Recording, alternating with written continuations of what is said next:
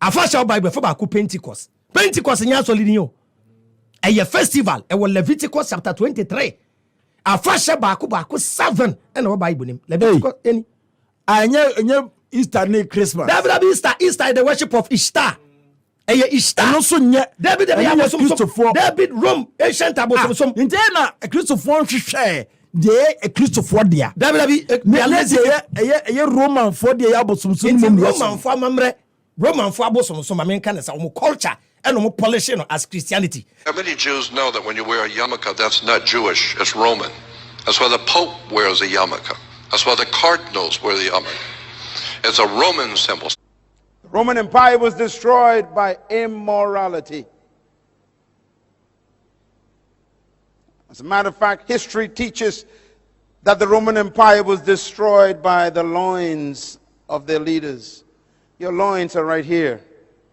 Their sexual life destroyed them. They died from the inside. They decayed from immorality. 14 Caesars, 12 were homosexuals. They slept with boys, not women. They fell in love with their lust to the point where they became so immoral that they began to have men marrying men. It's as old as 2,000 years ago. They were destroyed by their lusts of the flesh. When a country begins to embrace immorality, their demise is on the way. When a country begins to sanction immoral acts that God condemned, don't worry about that country, they are dying. No matter how powerful your guns and military weapons are, if your morality becomes a cancer, your weapons become useless. And Rome died in the bedroom. Pope Francis is speaking out about LGBTQ plus rights this morning, criticizing laws that criminalize homosexuality. The Pope called the laws unjust, saying that God loves everyone just as they are. He also called on Catholic bishops to welcome LGBTQ plus people into the church. We are all children of God, and God loves us as we are, and for the strength that each one of us has to fight for our dignity. Being homosexual is not a crime. It's not a crime.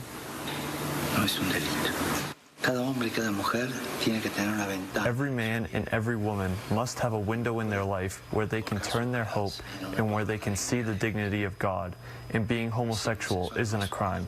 It's a human condition. The Pope also attributed homophobic attitudes within the Catholic Church to a different in cultural backgrounds, but noted that bishops in particular need to change and regard everyone with dignity. Gay marriage supporters have a new reason to celebrate. The Presbyterian Church USA just paved the way for same-sex couples to get married. After decades of debate over the issue, the church's legislative body last year endorsed a new definition of marriage, which includes a, quote, commitment between two people. It was up to regional districts to then vote on the change.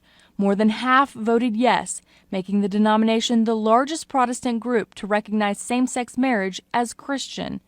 This isn't the first groundbreaking action taken by the church. In 2011, the denomination voted to allow gay ministers to be ordained. I think that we're always moving towards openness and more inclusion. It's what we're called to by Christ, is to welcome the outcast. Paul Mowry, one of the first openly gay ministers to be ordained, spoke to MSNBC after that change was made, which led to scores of churches leaving the denomination. I think the church is stronger now, and I think, you know, change is hard for everybody. For some, this change is hard. For others, waiting for this change was hard. But the church is ready to go forward, I think. The Presbyterian Church will go forward with its new definition of marriage at the start of summer. Check out this post-fight message to America. This will blow your mind. I want to say something. Maybe I'm trying English. So sorry, I know the people don't understand me, but I'm trying. Hey, hey USC, hey Miami, hey Florida. Listen, people, listen. What happened to you, USA? What happened to you? What's going on? You forget for the best of the world. The name is Jesus Christ. What happened to you? Wake up, USA. Go back for you. Go for Jesus. Don't forget Jesus, people. Listen to UFC boss Dana White respond to Yoel Romero's post-fight speech about America needing to turn back to Jesus. It's pretty interesting. Let me know your thoughts. Last question. Of course, you weren't in Florida. Bit of a controversial moment, Yoel Romero, and I know this is a very positive thing. I'm not trying to rain on that parade. Quite frankly, I don't feel like it was as controversial as some may think, but I just wanted to get your take on what happened. No, it wasn't controversial at all, but the reality is this. You just won the biggest fight of your career. America doesn't want to hear your thoughts on Jesus. And, keep that stuff at home. Religion, politics, all that stuff.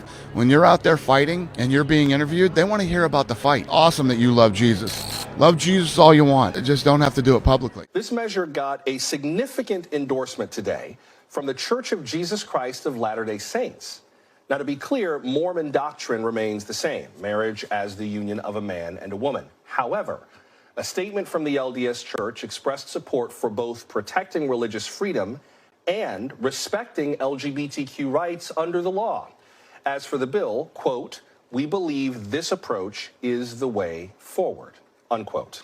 This is a long process, and it was a long process in my country. Of course. Homosexual marriage has only become law in very recent years. And prior to that, when I was growing up, nobody talked about homosexuality. Everyone who was gay suffered enormous discrimination, and that has changed in the United States because people have a better understanding of the science and of the issues now.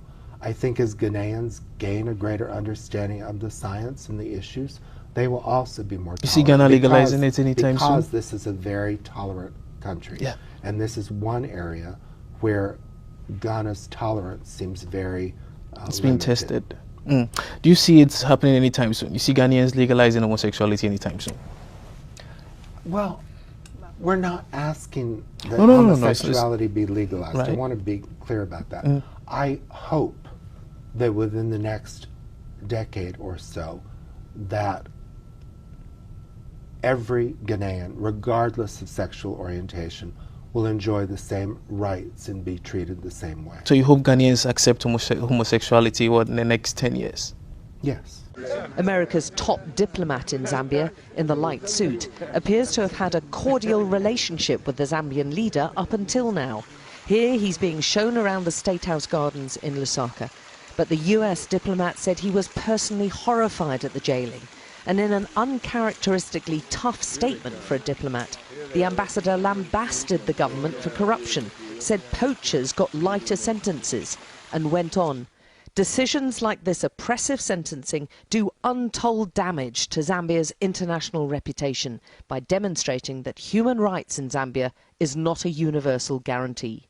The US is a big aid donor to Zambia, but the Zambian president said no amount of money could make him change his mind on homosexuality. A retraction or apology would do, but I don't know, to be honest with you, how far this matter will go. Because already you're tying it to aid.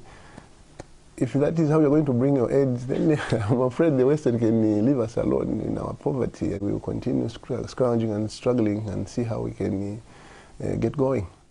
The president already cancelled a meeting with the US ambassador, and it's hard to see how their relationship can be rebuilt with such diverse views on homosexuals.